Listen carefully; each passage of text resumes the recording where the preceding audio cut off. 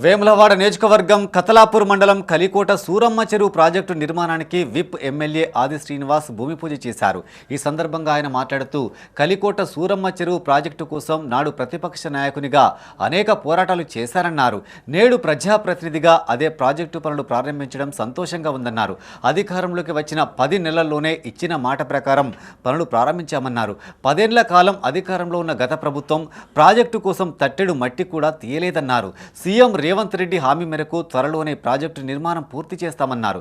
ఈ కార్యక్రమంలో అధికారులతో పాటు కతలాపూర్, మేడిపల్లి, భీమారం, రుద్రంగి మండలాల నాయకులు, రైతులు పాల్గొన్నారు.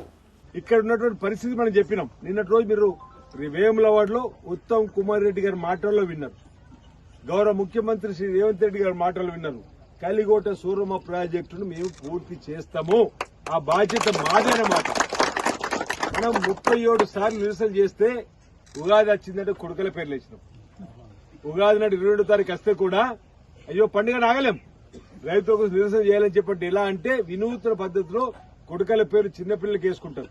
మనం కొడుకల పేరు తీసుకుని శిలాఫలం చేసినాం. ఓసారి 5 గుమ్మడికాయలతో దిష్టి తీసినాం. ఈ ప్రభుత్వానికి ఈ విధంగా కనువిప్పు కలగాలని, కానీ పట్టించుకున్న పాపాన పోని ఆనాటి బీఆర్ఎస్ ప్రభుత్వం అయితే ఈరోజు ప్రజలకు, రైతులకు వరప్రదమైనటువంటి దీన్ని మనం ఎట్లాగూ చేసుకోవాలని చెప్పని అసెంబ్లీలో నేను మాట్లాడినా.